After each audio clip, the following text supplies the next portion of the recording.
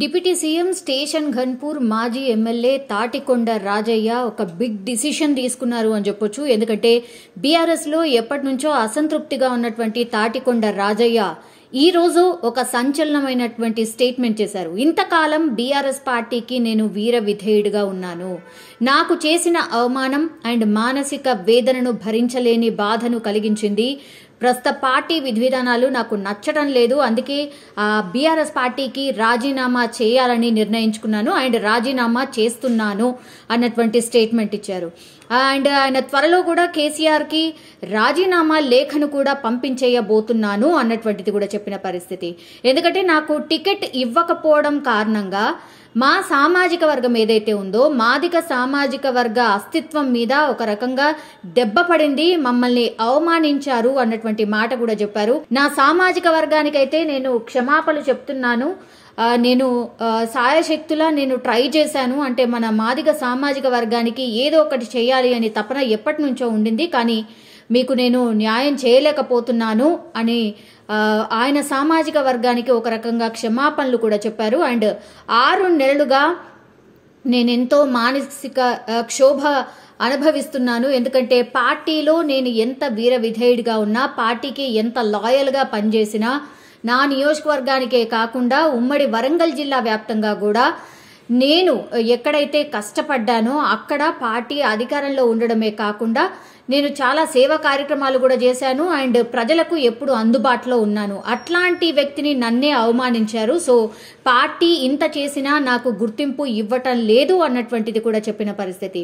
అయితే ఎన్నికలు జరిగినప్పటి నుంచి ఎలాంటి స్పందన లేదు. అంటే నేను అధిష్టానంతో మాట్లాడదామని ఎంత ట్రై చేసినా కూడా వాళ్ళెవరూ స్పందించట్లేదు, ఎవరు అందుబాటులోకి రావట్లేదు.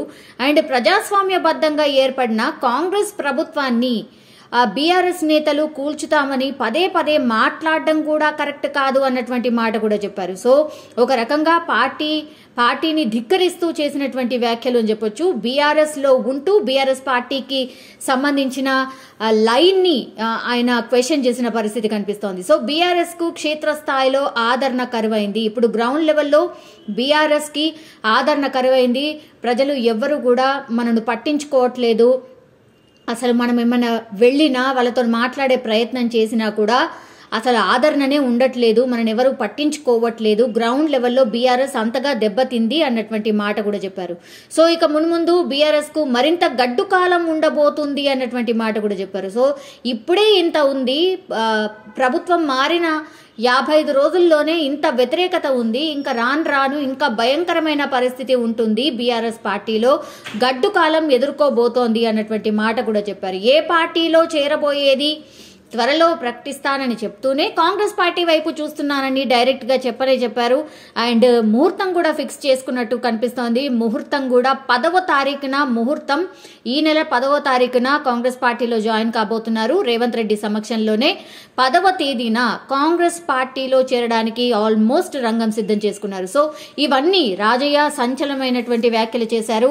స్టేషన్ గన్పూర్లో నాకు టికెట్ ఇవ్వలేదు, అయినా సరే కష్టపడండి, పార్టీ కోసం క్యాండిడేట్ ని గెలిపించడానికి ప్రయత్నించండి, మీ వంతు కృషి చేయండి అంటే ఆ మాటకు కూడా కట్టుబడి ఉంటూ స్టేషన్ గన్పూర్లో నేను ఆ అభ్యర్థిని గెలిపించడం జరిగింది. అయినా సరే ఇప్పుడు పార్లమెంట్ ఎలక్షన్స్ వస్తున్నాయి కాబట్టి మరి పార్లమెంట్ టికెట్ ఏమన్నా ఇస్తారా అన్నటువంటిది మాట్లాడే ప్రయత్నం చేసినా కూడా అధిష్టానం ఆర్ పెద్దలు ఎవరు స్పందించట్లేదు. సో ఘోర అవమానాల్ని నేను ఇంతగా ఫేస్ చేస్తూ కూడా నేను పార్టీలో ఎందుకు కొనసాగాలి, గతంలో కూడా నేను కాంగ్రెస్ పార్టీలో ఉన్నాను కాబట్టి కాంగ్రెస్ పార్టీని వీడి 12 సంవత్సరాలు అవుతోంది. సో ఇది ఒక రకంగా అజ్ఞాతవాసం అనుకోండి. అజ్ఞాతవాసం తర్వాత నేను మళ్ళీ అదే పార్టీలో జాయిన్ కావడం నాకు చాలా సంతోషాన్ని ఇస్తుంది. అండ్ కాంగ్రెస్ పార్టీ పూర్తిగా ప్రజాపాలన అందిస్తోంది, ప్రజల మధ్యలో ఉంటుంది కాబట్టి అట్లాంటి పార్టీలో ఉంటే మా మనుగడే కాదు నా సామాజిక వర్గానికి కూడా నాకు న్యాయం చేసినట్టుగా ఉంటుంది అన్నటువంటి మాట చెప్పారు. సో